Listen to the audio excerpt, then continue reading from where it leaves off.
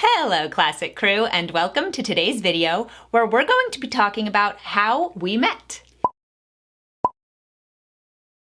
So I'm so excited to have my husband Jacob back on my channel. He hasn't been on the channel except for the live streams we've been doing with Yaf, so it's really nice to have him back here. And today we're finally going to be sharing our story about how we got together. So, hi. Hello, and good to be back. Yeah. So I'm really excited to talk about how we met, because it's a good story, and we've teased it quite a bit on this channel, but not ever actually talked about it. I don't know that there's a we in there for the I've teased it, definitely. Yeah. But I thought it would be fun to have you on here to talk about it with me, because obviously it's our story, not just my story, so it would be fun to hear your side of things also. Well, it's his story and her story. Oh, God. And now it's our story. Okay, fine. We'll call it our story. I can handle our story better than her story. So I can't handle any of it. So let's start from the beginning. Okay. So why don't you start? So we're in 2017. Transport yourself there. I know, long ago, think how the fashion was different, the music was different, the culture was different. It's like a 1960s period piece movie, except it's a 2017 period piece movie. The fashions were not that different, and things were not altogether dissimilar, despite the fact that we had never experienced a pandemic. No. World's different. The world is entirely different? Okay, fine. So it's 2017, transport yourself, and I'm in law school finishing up my first year. We're now in May of 2017. So I'm finishing up my first year of law school, and Abigail was finishing up her my master's of music at the Manhattan School of Music. And I'm just going to say where I was at, where I was going to be performing for a concert in Maine, and it just didn't make sense for me to fly all the way back to Los Angeles, which is where my family was at the time. And I decided to stay in New York for about a month, just kind of couch surfing with friends. So Abigail was going to be in New York through the month of May. Yes. 2017. Keep emphasizing it. And I'm finishing up my first year of law school. I went to University of Virginia, so I'm down in Charlottesville, think around Central Virginia. And it's the end of the first year. I'm from New York, and at the time my parents were living in Great Neck, New York. So I was going to drive from Charlottesville up to New York, spend a few days with family before going back down to DC to start an internship at the Heritage Foundation. So I was going to be DC based throughout that summer. Yes. So here's the connection point. The linchpin to the story is our friend Michael. Yes. So Abigail knew him. I knew him from Los Angeles when we had actually been set up on a date, and we talked before meeting, and he told me he was a philosophy major, and I told him I never wanted to date a philosophy major, thank you very much. You have a much better way of saying that story. What's the way I usually say it? You gotta set it up. You gotta say we were set up on a blind date. Yes. And y'all had texted a little bit in advance and said, why don't we have a phone call the night before? Just to see if we get along, make sure. To see if there was a rapport. Yeah. Makes sense, sure. It's not a fully blind date. It's like a one-eyed date, I guess. So you're gonna have your phone call the night before, and leading off in the conversation, you say where you're both at in your lives, what you're up to. Oh, I'm an opera student, because that's what you sound like. Exactly. And I don't have a Michael impersonation, so just Michael says, well, I'm a philosophy student at my university, and your response was, so nice speaking to you. That's exactly but right. Thank you, no. That is the way you gotta present that story. Okay, fine. So that is the way that I've usually presented it, and that was how Michael and I met. But we decided to go out as friends. The two of us ended up becoming very good friends, and I moved to New York, and he moved to Charlottesville to go to UVA. And so Michael and Abigail are very good friends to the point that Michael wants to set up Abigail with someone. Yes. In this case, it's me. Correct. And so he had schemed for the two of us to meet. Now, apparently he had wanted us to meet throughout the prior year, 2016 into 2017, and it just never came to fruition. There were... Yeah. Well, he kept inviting me down to Charlottesville, and I kept saying, why would I come to Charlottesville? It's 8 hours away by train. I didn't have a car. There was no easy way for me to get to Charlottesville. Why would I come? That's so random. And if you two were to see each other, why wouldn't he just go up to New York, where he already had family, an friends, apartment, contacts, things like that. So the pitch at that time did not work. No. But the pitch here did, because as I was driving up from Charlottesville to go back to New York for a few days before going back down to DC, Michael had let me know, hey, I'm in New York. I'm with my friend Abigail. Mm-hmm. She's Ben Shapiro's sister. That's a curiosity. Wouldn't you like to meet Ben's sister? I mean, sure, I guess if I'm aware of a famous person and their sibling is a person that I could meet, I mean, sure, why not? I mean, it's a curiosity. But the way that he had pitched it was with no intent romantically to set the two of us up. Mm-hmm. He had pitched it solely as, I have this good friend I'd like you to meet. I think you two will enjoy meeting each other. And that is it. Completely downplayed the entire thing. Absolutely. So I'm driving up to New York. It's 8-hour drive, things like that. I'm not going to get into town in time before she's going to take a train. I was supposed to leave, exactly. So while I was couch surfing in New York, I was also planning on going to Boston for a few days to visit my sister. Who was living in Boston at the time. Right. And so I was hanging out with Michael this day. I kind of knew that his friend was planning on driving into the city, but I didn't really know what was going on. And again, absolutely totally downplayed the significant intent of getting the two of us to meet. Just, curiosity from Michael's into Abigail. I have this friend from law school who I hang out with all the time. You two should meet. Just, why not? Exactly. Yeah. And so on that day, I was supposed to take a train to Boston, right? And so Michael and I had been spending time together hanging out. And at 2:30, my train was supposed to leave at, I think, 4. I said, why don't I get an ear piercing? Because it was National Piercing Day. Abigail used to make decisions with a different set of priorities than she does now. Yeah, I wasn't as thoughtful at the time. And so the two of us... Back in the dark days of 2017. Exactly, 2017, a scary time. I mean, you're looking at the result of a glow-up, clearly. Hey, I did a whole video on my glow-up. I will link it in the description box. And I went with him to get my ear pierced. And luckily or unluckily, I fainted. So my drive up to New York was going to take 8 hours. I left at noon, whatever it was. I was going to get in late. And so your transport out of the city was going to be mid-afternoon, late afternoon. Yeah, we were not going to see each other. We were absolutely going to miss each other. You could describe it as luckily or unluckily you fainting, depending on your opinion of our marriage. So if we were not going to meet, very luckily. Oh, thank you. I guess at the time it felt unlucky because I was fainting. And so I fainted and I missed the train.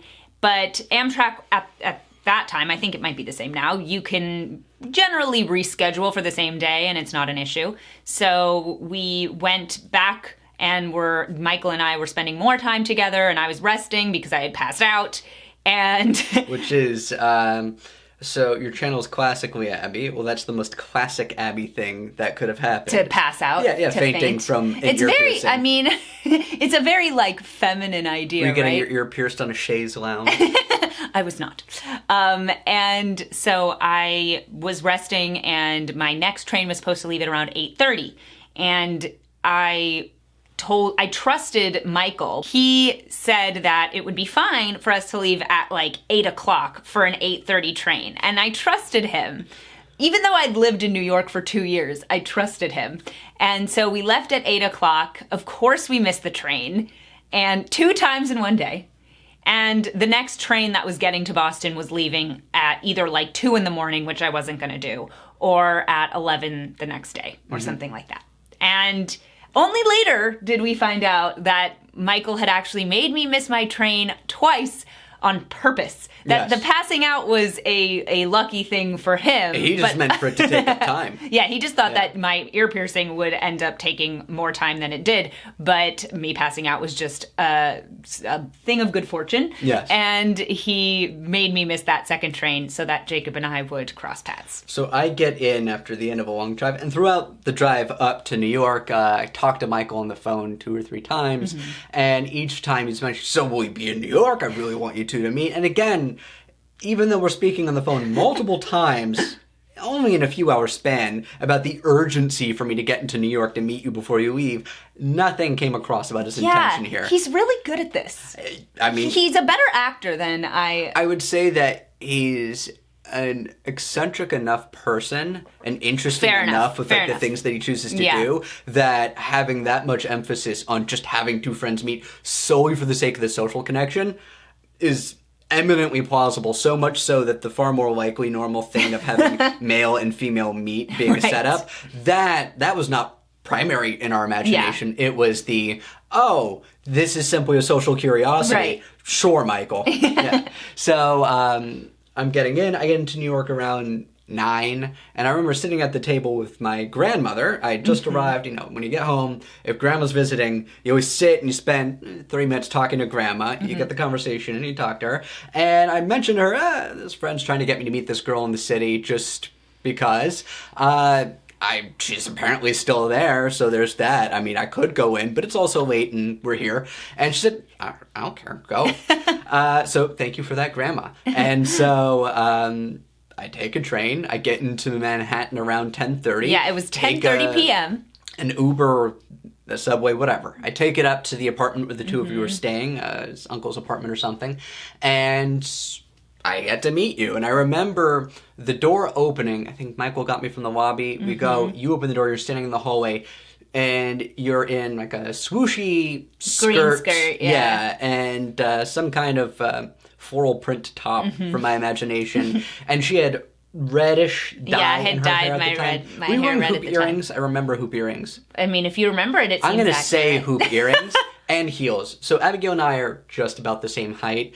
There's maybe a 1/4 inch of height difference between the two of us. I am perceptibly taller if you're going to pay absolute attention to have a stand like head to head. If you are not paying strict attention, we're not standing next to each other, we're the same height. Yeah. And so for us to be the same height means if she's wearing heels, she is taller than I am. So there's this tall woman standing in the hall with her red hair and her hoop earrings, her swooshy skirt and a floral print, and Abigail's a big fan of Bizet's Carmen. Yes. And here she is standing in the hallway dressed like Carmen, dressed like some kind of, I'm going to say, sultry cigarette girl. Sure. Yeah. I've played the role before. Literally. On stage. And then figuratively, I guess, in this instance. And so I remember being struck by, this is not physically what I was expecting to see. I was not expecting a woman who's now standing at about 5'10", wearing a swooshy skirt standing in the hallway, because Ben is the reputation of orthodox, and Abigail, as she's discussed on the channel before, was not as observant during her time in Manhattan. I mean, we're both still not as observant as Abigail's childhood. Yeah. Working our way back on that one, and I'm the impediment there, but we're working up to speed, together. so it's all good. The intention's all there. But all of this is to say that the mental model, right, is, okay, Ben's orthodox, I'm here as the curiosity of being, this famous person's sister, and she's this 5'10", swooshy skirt, Spanish cigarette girl looking woman standing in the hallway. The lighting was also kind of dark, so it made it all like, I didn't see your face and everything clearly, so like the vibe of the silhouette and everything came much more across, which was more striking. Yeah. So, well, I was remember the first impression I had. My first impression was that you came in and you were wearing, first of all, you were very fuzzy. Oh yes. So your beard was... You need to make clear what my appearance, because I guess just describing it aloud, it doesn't sound that different from how I look now. No. Jacob, this is groomed. Jacob was not groomed. He had a very fluffy head of hair, and his beard was very grown out. So it was like this, but... Don't mess it up. It looks so good. It's like all out, like feathered. Yes. Now, not intentionally, I did not take the step of feathering it. No, it was just one of those fluffy. things that was up, and then my beard, at the time I was not brushing it or combing it or Right. putting oil in it. I just let it grow because I was an idiot. And so it's just this fuzzy, wiry Irish mess. Because I mean, but here's the thing. to the point that summer, actually, like later the next week when I got a haircut, the barber asked me, "So are you Irish?" Yeah, I got some lineage. Oh yeah, I can tell in your beard. Because the follicle fiber is apparently super Irish. Right. That and the red flex. But that aside, you describe as a gamekeeper. I thought you were saying red beard. flex, like that red flex. Like you Like were a- flexing like that a you had Soviet red in your... powerlifter. A red I flex. wasn't necessarily referring to that. I was thinking mean, like an Irish You're making red a flex. bicep. You're saying In the sense that they have red hair. So you're like flexing on your Irish hair heritage. and the muscle. And you had this big bushy beard and a gray sweatshirt that I won't let you give away because that was the first time that was the first time I saw you. A gift from my sister and brother-in-law. And I thought to myself, Michael didn't tell me he was cute. That was my first thought. Was Michael didn't tell me he was attractive. And I like distinctly remember that. So you showed up at around 11 o'clock. Mm-hmm. We talked till 4 in the morning. No. We talked 3:30 until in the morning. 2:45 because Michael, we're talking about trains and transit and scheduling here. Michael had his own train out of the city, and I don't even remember where it was going to. I don't know either. But he had his own Amtrak train at about 3:30. So we departed actually with enough time for someone to get somewhere on time because unlike previously, he actually had to catch his train. Right. And so I take him down to Penn Station. We hang out. We're chatting about this. We're discussing, oh, well, did you like her? Oh, you got her phone number. We'll get to that. Yeah, I guess you could go for it, Jacob. So again, thank you, Michael. You're very subtle. Actually, though, Yes. very subtle. Yeah. And so he takes his Amtrak train off. I take like a 4:25 a.m. Long Island Railroad train home. Yeah. And that was the first evening. But back to the actual course of events in our first interactions. Yeah, no, and we just talked. I remember thinking that One of the first topics was Russian literature. we talked about Russian literature, which neither one of us had met another person outside of like who we'd studied with that liked Russian literature as much as we both did. I had studied it in high school. He had studied it as his major in undergrad. As I like to point out, because sometimes we conceal my eye bags, sometimes, like now, we don't. But I have the eye bags of a Russian author, so it's only suitable that I would be drawn to their work. It must be narcissism. It can't be the actual quality of the writing. It has to be that I resemble some kind of depressed Russian. I like it. But so we talked about that, and I remember Jacob is verbose, which I love. I don't think they've noticed. You're so smart, and you have so much to say. But at the time, I was singing professionally, and there were times that I would have to go on vocal rest. And vocal rest means not talking for a week. Literally not saying a word for a week or a day or depending. You'd have your whiteboard. Yeah, I would have a whiteboard and walk around with the whiteboard to ask people for things because I couldn't say anything. And I know I could have learned sign language, but the rest of the world doesn't always speak sign language, so it's not that useful. Sign language? Sign language. Sign language? Yeah. So when Jacob was talking as much as he was when we first met, I thought to myself, I will never have to worry if I can't participate in a conversation because he can hold it on his own. And that was actually a very comforting thought to me. I loved that.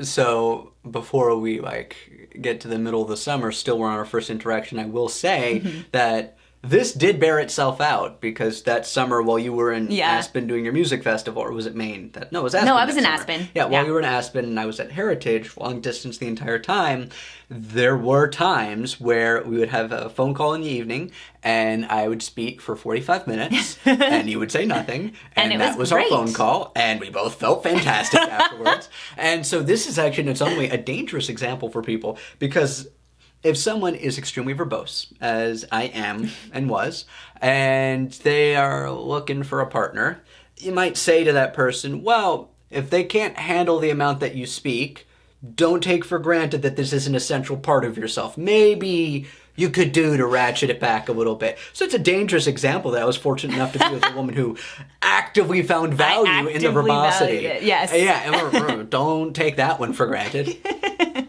So that was our first interaction, and it was very positive. I got your number that evening. You did. And I was clear from that interaction that I was interested in you. Yes. And I may have literally said, okay, I'm interested in you. May I have your phone number? It was an uncommon boldness on my end. My dating history had very much been of that, I'd say, liberal arts major, artistic kind of, not that I'm artistic at all, but this had the course of an artistic kind of dating life of be friends-ish with someone, worry way too much about whether or not they like you back, and then that you might be rejected, and then don't ask the person out, and then eventually do, right, when things are inevitably going to be overcomplicated and childishly pursued on my end. It was not a very professional or mature method. And so with Abigail, it was the first time that there was a woman that I was interested in just from the start visually. Again, that stunning profile in the hallway when you first walked out, but then also the wonderful 4.5 hours of conversation, Russian literature, other topics, things like that. So, and also the interpersonal dynamic was fun and laughing and everything along those lines. So, okay, this is a person I could and would be interested in. So I just got your phone number stating, I am interested, I would like your phone number. And then there was an uncommon confidence on my end. Just like a very straightforward confident. Yeah, which again, uncharacteristic for my approach. So you could say it was some kind of ascendant inspiration here to get me to act in the manner that would be useful. Yeah. And effective. Yeah, exactly. So for 2 weeks, Jacob was pursuing me very hard.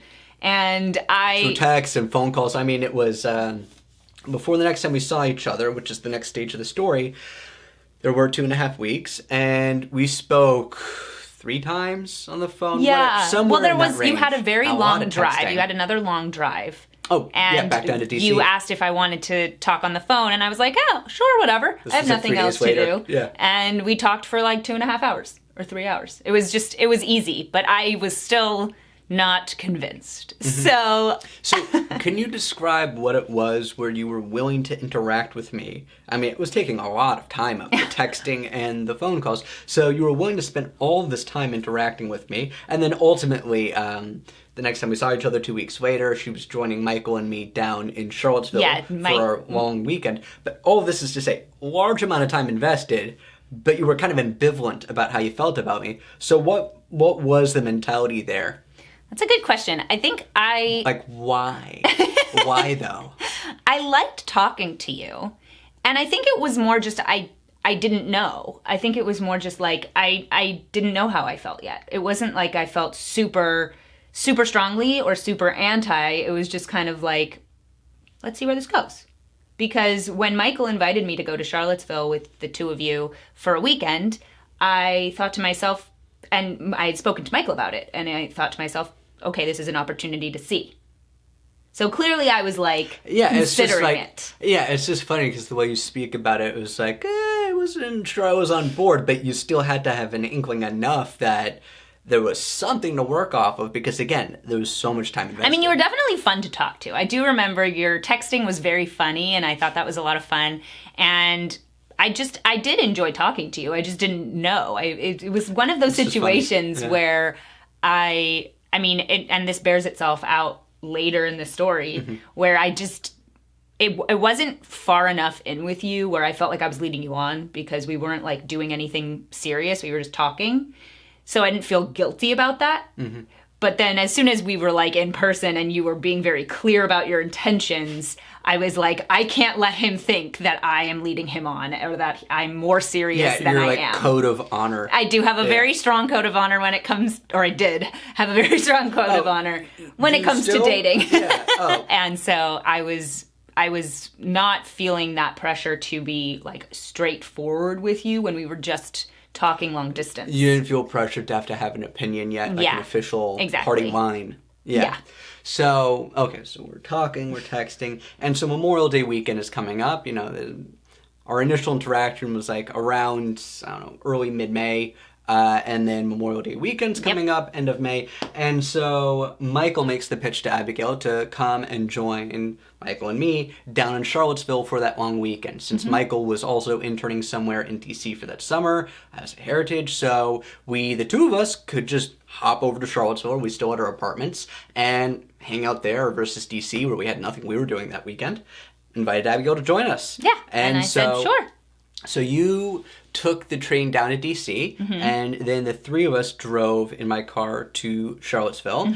And Michael, I assume, had a late night, because Michael, and he was passed out in the back of my car. You were in the passenger seat, and so it's about a 2.5-hour drive from D.C. to Charlottesville. So we spoke, the two of us, for 2.5 hours, and one of your favorite moments happened, which was me just very straightforwardly flirting with you, and... aggressive implies it's like... It wasn't bad. No. It wasn't bad at all. Straightforward, like, just not being indirect or, like, coquettish on my end. Right. Not that you would describe a man as coquettish, but, you know, like that. No, you weren't beating around the bush. No, I was like, yeah, I'm interested in you. Yeah. Yeah, you're pretty. I like the way you look. Like, right. just, it was, like, very just, like, this is what I'm thinking, and I really like talking to you, and this is a lot of fun. It was nothing, like... making me uncomfortable. It was just being clear about your intentions. We're having a great time, aren't we? Yeah, exactly. We do well together. Stuff like that. And so I stopped you, and you're going to probably remember what I said better than what I remember. But I remember the paraphrase. Yeah. I said something to the effect of, I don't know if I like you yet.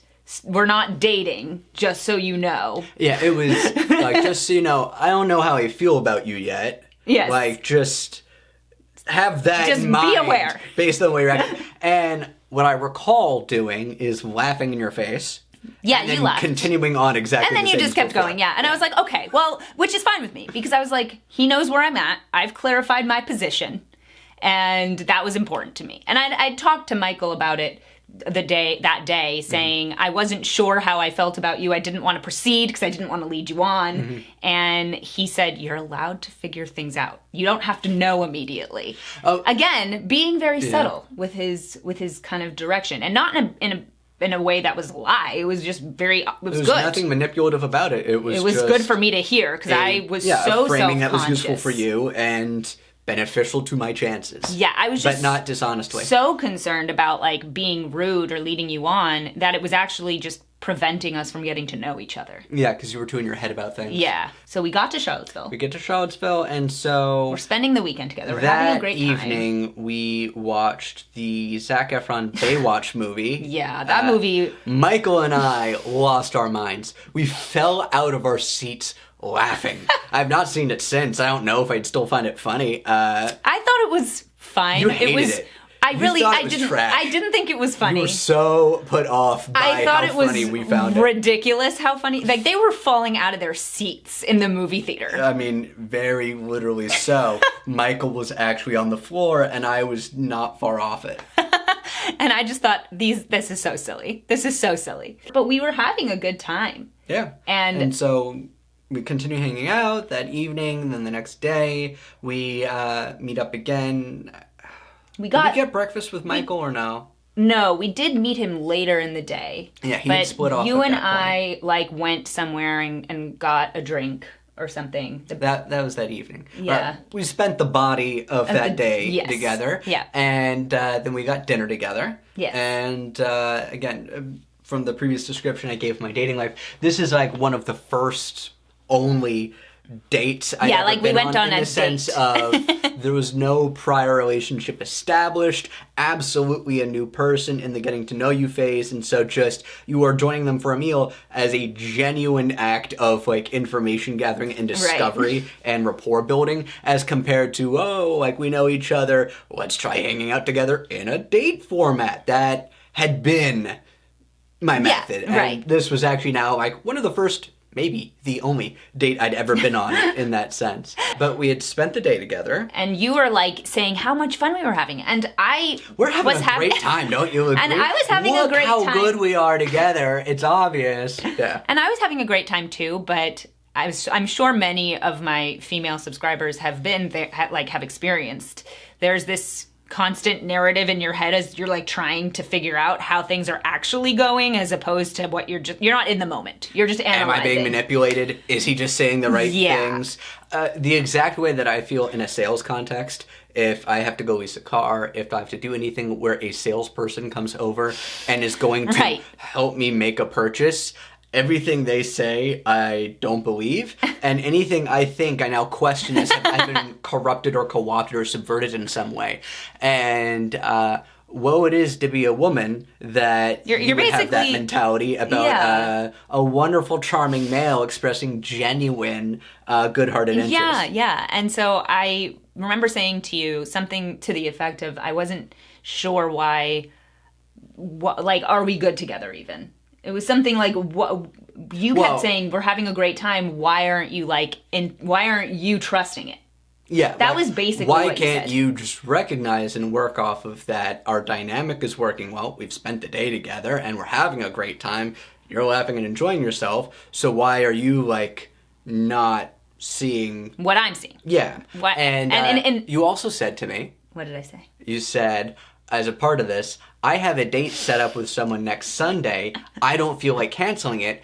If this works so well, if we're having such a great time, why don't I want to? Yeah, that's what and that was kind of in my mind a way for me to put up, what would you say, fences to protect myself. Well, to make you spiky, like a hedgehog. And I remember in my head at the time, so I described how I had like an unnatural for me confidence and kind of swagger with like, this is great, proceed.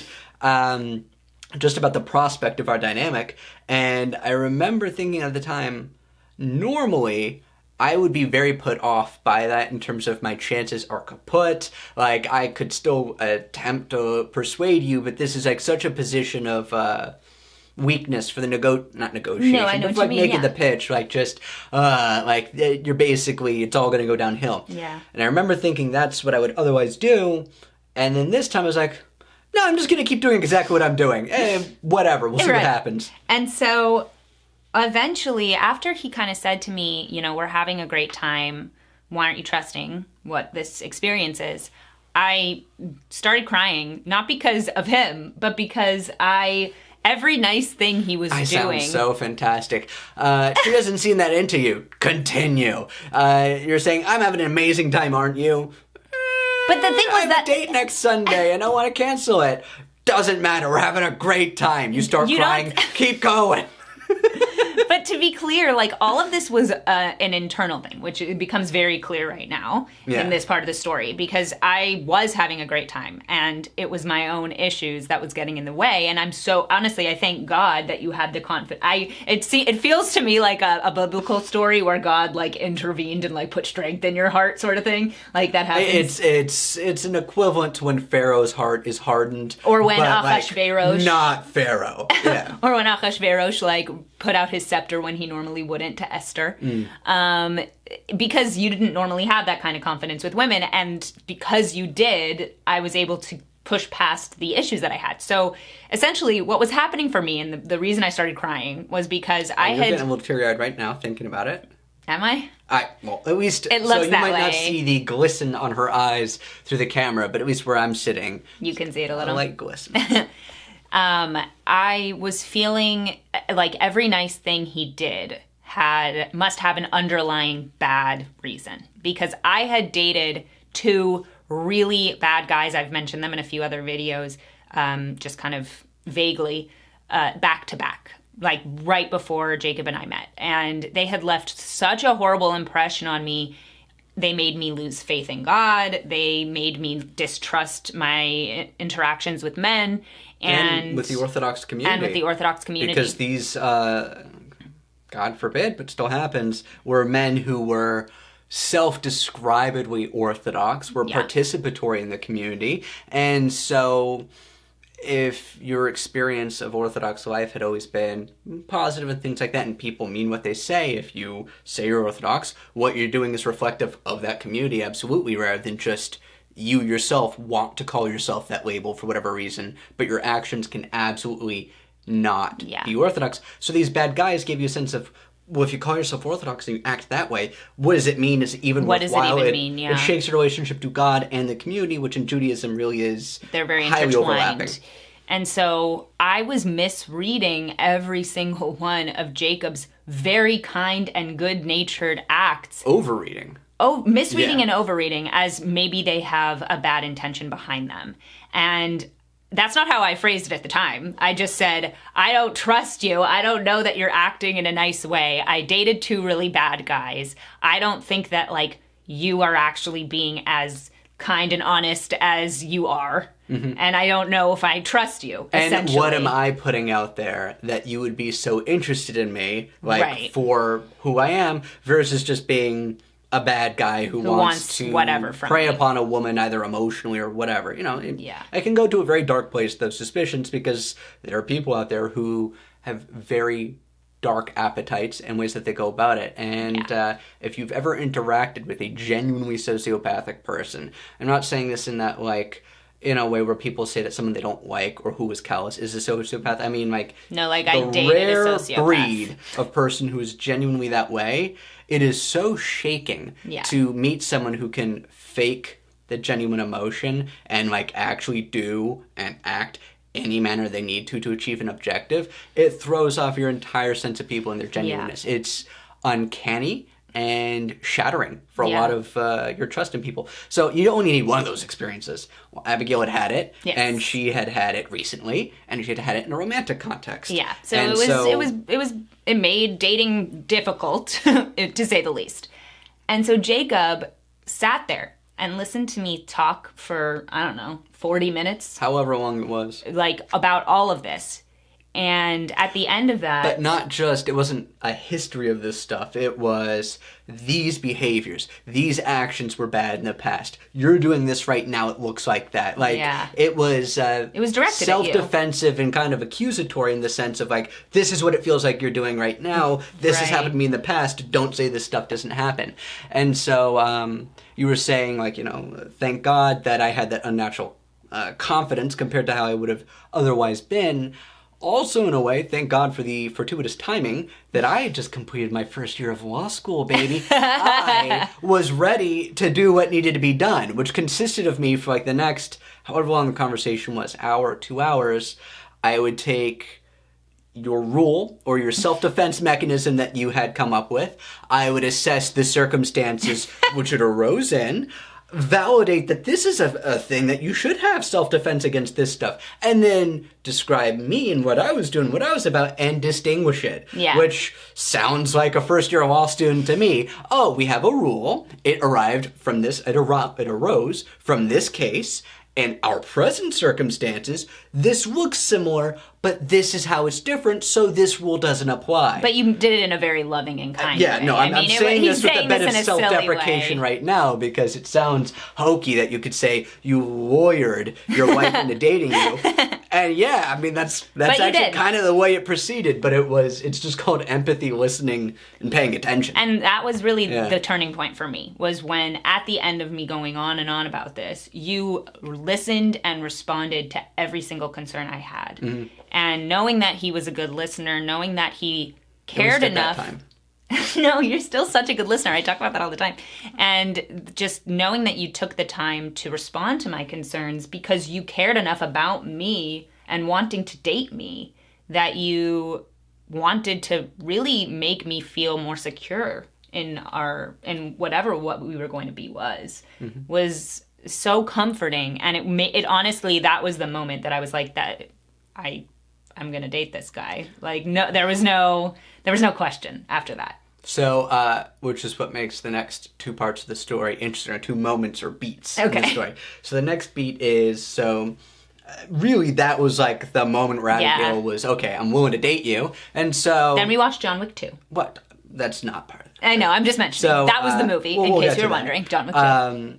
So then you ask, well, what are we then, right? If we're going to date. Expecting to hear, we're dating, whatever, and we're not exclusive. We're figuring things out. We're seeing how much we like each other. Yes, after having been in New York for 2 years and having not ever spoken to someone who would say boyfriend, girlfriend, or anything more substantive. Even in the modern Orthodox community. Yeah. Which is the thing here, is it's not just Abigail didn't just date around with like any old schmo. She was dating. I was dating in the modern Orthodox community. And emphasis on modern. So well, yeah, which is not Haredim, not people who actually have like matchmaking and formal dating practices and things like that. The people who are highly co-opted, immersed, pointed at modernity and the way that everyone in their younger years is just absolutely so confused these days. Yeah, so everyone I was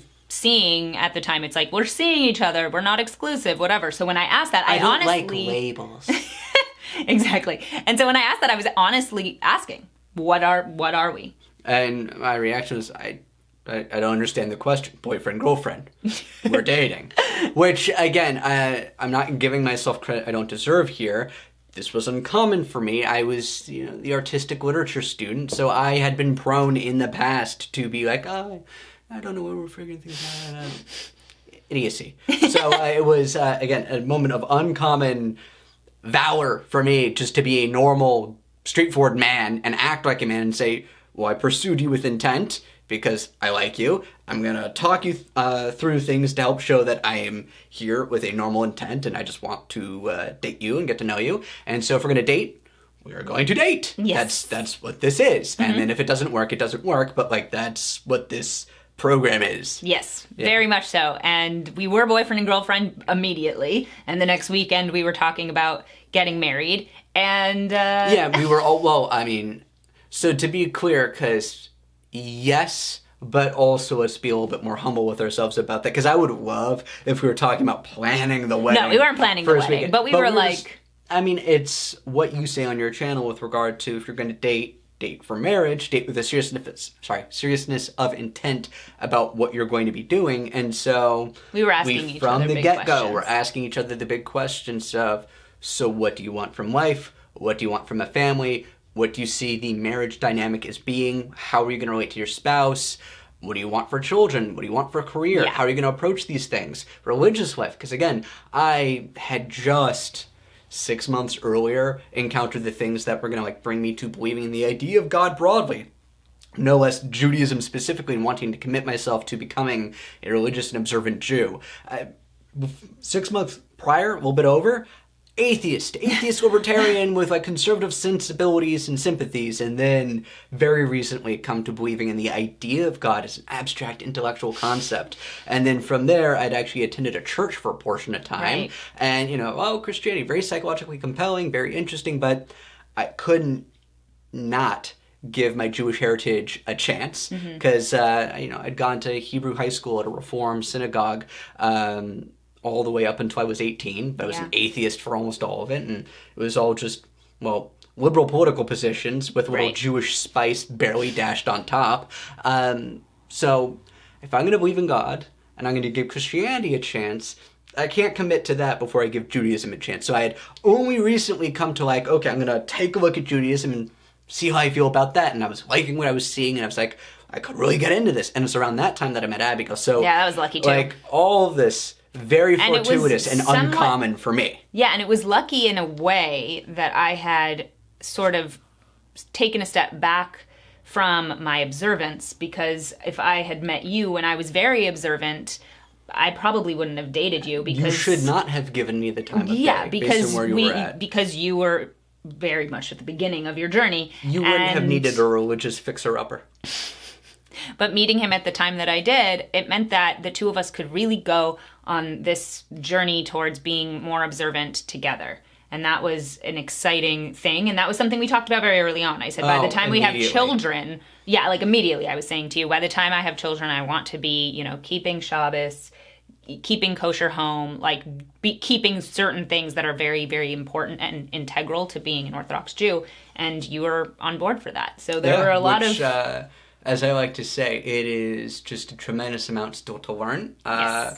But I say that with I say that with a wry smile, because the way I say it is, so imagine, because I knew a lot of lawyers at the time because I'm in law school, imagine strict liability rules, right, which are, if you transgress this, you're breaking the rule, it doesn't matter, it was negligent, I could have known better, it was an accident, you could forgive me for not knowing. No. Strict liability rules, if you break it, it's a problem.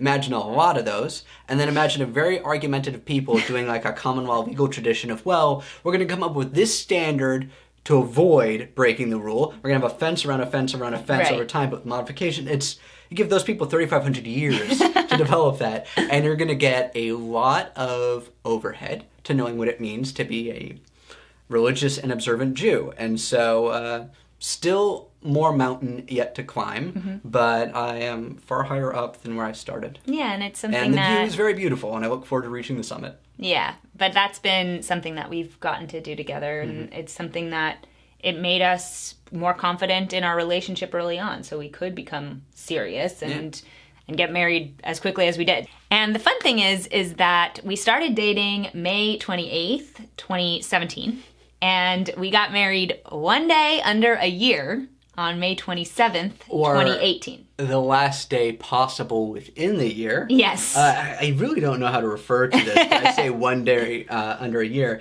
because again, May 28th, 2017, and then married May 27th, 2018. Yeah. So, and that was Jacob's idea. It was very cute. when we were looking at wedding dates, Memorial Day weekend was going to work the best because I was going to be finishing up my second year of law school right around then, and so I would be available. It's a long weekend, and when you're doing an Orthodox wedding, you have to be concerned about the fact that you're not doing things Friday, you're not doing things Saturday, so that leaves Sunday, but then how are people traveling in and out for a Sunday wedding? It's it's difficult. just complicated. So the buffer of the Monday off was very important, and the Sunday worked better than the Monday, so boom, we got married within a year. By the skin of our teeth, we got married in less than a year. Which is really fun. So that is the story of how we started dating, how we met.